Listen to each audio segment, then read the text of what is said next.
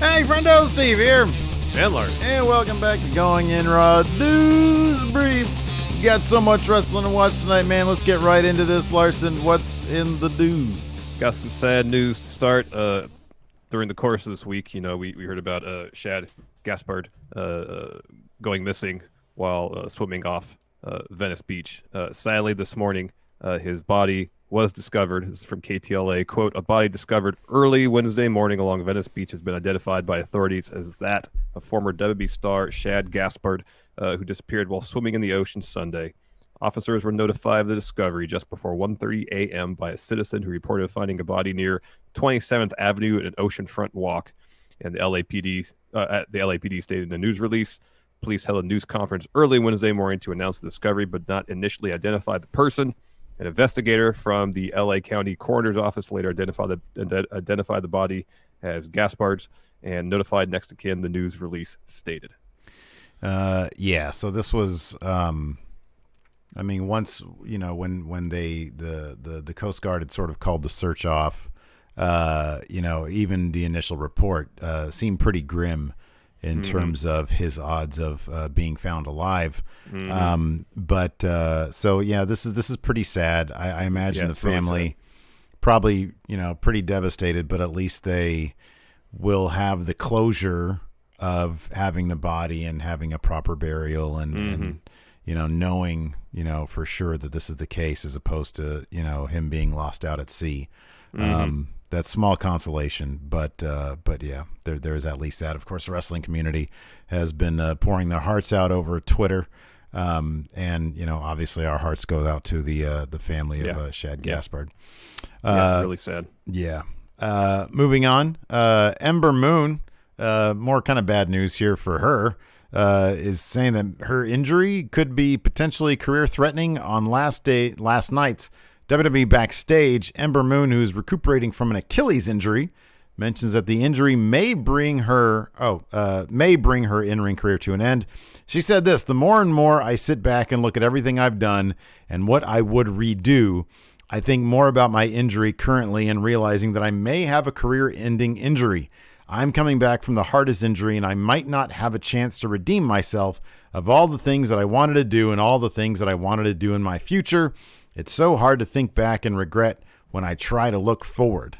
Yeah, she was very reflective on Backstage last night, near as I could tell, talking about how so many things that she wanted to accomplish during the course of her career haven't had that opportunity to do, which brought about the talking about the severity of her injury was such that it might be tough to come back from it. Yeah. Which is a bummer because she's fantastic. No, she's really terrific, and she was utilized pretty well in NXT, but I even kind of feel like, even though she did have the women's championship there, I kind of feel like coming in, she had a tough act to follow with Asuka, and they never really wanted to pull the trigger on her sort of passing the torch properly, or having the torch passed to her properly when they had Asuka go undefeated there, and then just have her vacate the title. And even though there was sort of a symbolic passing of the torch with the hug in the middle of the ring during her vacation ceremony, I guess it would be. And then she got called up to Maine, and the last time we saw her, I think she was chasing the 24/7 title around. That's how she got hurt. That's how she got title. Wow. I think tore her Achilles while doing that. I'm hopefully, maybe this is way too much to ask. Maybe she's the hacker and this is a work. Maybe this is some misdirection. That's me being, hopeful. Optimistic, yeah. Yeah, exactly. But, if this is true, that's sad. Maybe she's looking around. Maybe she's like, hey, all these wrestlers are getting on Twitch. I like video games. I can do Twitch. Maybe it looks like the sun is literally just going down on you right now. It is. That's one of the problems with this time of day. It just disappears behind a cloud. But it's pretty clear here. I don't know where this cloud is at. Yeah, I don't know, man. It's weird. I don't know. Eclipse happening. So yeah, that if that's true, that's really sad. Hopefully, she'll find whatever she's looking for as well. She's been wrestling for, I think, a long time. I don't know what year she debuted, but I know she was cutting it up on the indie scene for quite a while. Yeah, well, she was trained by Booker T. Booker T. I think she's from the Houston area, had spent some time in Reality of Wrestling, I believe. 13 years. She debuted apparently in 2007, if Wikipedia is to be believed. 31 years. That's young. 31. She's only 31. Mm-hmm. Man, wow. Mm-hmm. So, yeah, I'm sorry. Your lighting is just hilarious right now. Well, it is what it is right now because I suppose I could change everything. No. It's fine. It's like it was like a movie or something. All of a sudden, the clouds came in, even though there's no clouds. Moving on with this clown, this absolute clown. We're just talking. So we're going to talk about Dark Side of the Ring, the very sad Dark Side of the Ring, coming up on Sunday, probably. Usually, yeah. Vince McMahon. He's like totally the villain in every one of these episodes. He's like this real weird background Thanos type villain in every Dark Side of the Ring. And now he's up to his shenanigans again. Yeah. What's going on here, man? This is something else. It's kind of hard to wrap your mind around, but I'm going to try to make sense of it so I can make sense of it. Yeah. So The Athletic is reporting that XFL creditors believe that Vince is, quote, trying to buy his own XFL at a Delaware bankruptcy court. The report also states that XFL president, was his name Jeffrey, I didn't write it down here for some reason, Jeffrey Pollock, has reached out to venues in St. Louis and Seattle about reinstating their lease agreements. Now you got to ask yourself, because I asked myself, why do creditors think Vince might be trying to buy back his own league?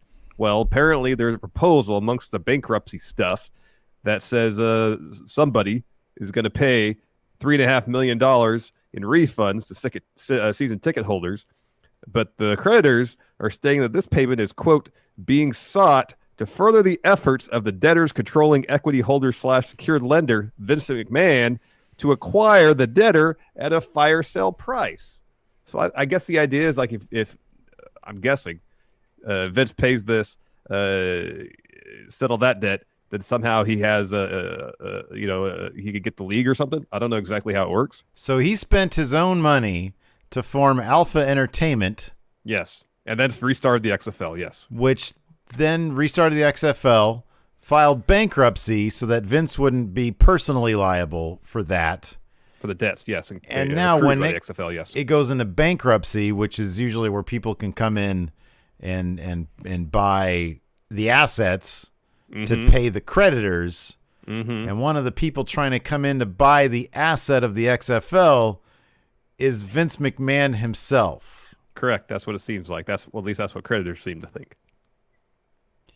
This is a scheme as asinine as I've heard. I didn't know. Like there's gotta be some. Because here's the thing. I think there'd be some sort of legal apparatus in place that would be sure that a person could start an LLC. Start a business, that business goes to bankruptcy. That person then can't dissolve the previous company and come in and buy the assets of that company that he just went bankrupt, that he owned at a fire sale price. Doesn't seem like that should be legal. But then there's a lot of things going on in the financial world that seems to me, in my little old brain, seem like should be illegal, and apparently it's totally fine to do. Well, we learn about a lot of illegal things just researching Vince McMahon in general. We learn about a lot of shady practices that, probably that probably go on. It's like when all eyes were on him, for shoveling a bunch of money into, the pockets of the Florida of the GOP. And then the Florida governor, who's, a Republican, deems the WWE an essential business. It's like, this kind of stuff, I think, happens all the time. I wonder if this is the kind of thing that happens all the time, but we're just not aware of it because we don't study business in general. Entirely possible. I mean, my understanding, there's a lot of businesses out there whose whole goal is to buy a business, extract whatever money they can out of business, and then send it to bankruptcy. Yeah, that seems to be a relatively common business practice going around. Yeah. You see that most commonly with stuff like Toys R Us, for example. They were purchased by a big company of some sort, and they just suck all the money out of it. Like, we got no more money, bankrupt. Gut it and bankrupted. Yeah, exactly. So it'll be interesting. I mean, I guess, if we're going to keep our eyes on this, it'll be an interesting lesson on if that kind of stuff is legal. Yeah. I mean, I'm sure there's been plenty of other billionaires who have started up companies, formed LLCs to start a company. That company bails, or that company tanks, and then I mean, maybe circle back around and buy up all the assets. Well, at a bargain price. I wonder how often it is that would happen where the person who's financing it would want the assets. The XFL seems to be the kind of thing that Vince. It's only like, Vince would want. it's yeah, exactly. It's like near and dear to his heart, maybe. Yeah. He thinks of it as his. Maybe that's the case. I don't know. This is going to be just something interesting to follow. Yeah. It's fascinating stuff. He owned 80% of Alpha Entertainment. The other 20% was owned by the WWE. So we can theoretically turn Going in Raw into its own company, into like an LLC, which we probably should do anyways. Rack up debt, massive, bankrupt it. We're fine. And then we go back and just buy it. Yeah, pretty much. And we don't have to do anything. Don't do anything. Don't have to do anything. Anyways, speaking of doing something, we got a lot of wrestling to watch for the next 24 hours. We kick things off with this NXT preview. Karrion Kross and Scarlett to kick off NXT tonight. I'm guessing there's going to be some talking. Nice, maybe live sex show. Rhea Ripley takes on Io Shirai with her eyes on her former championship. I'm guessing that Charlotte is going to come in and wonk this particular finish, and we're going to get a triple threat there at the Takeover. Takeover in your house. Yeah. Roderick Strong looks to take out Dexter Lumis. Ooh. I'm looking to have that new intro done with Dexter Lumis and Putty. Nice. Kushida faces Drake Maverick to close out Group A in the interim NXT Cruiserweight title tournament. Who you got winning this one? It's going to be heartbreaking. It's going to be Kushida. They did like a whole video package for Drake, and that's got to be it for him. That's got to be it. Yeah, they really milked that, didn't they? Yeah, they did. El Hijo del Fantasma collide with Akira Tozawa to determine the Group B winner.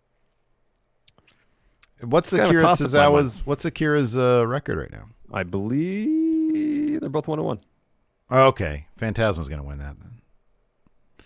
After that, we've got AEW. Actually, I should say preceding that because we both watch that live, and then we do our podcast on the Twitch at twitch.tv/Stephen Larson.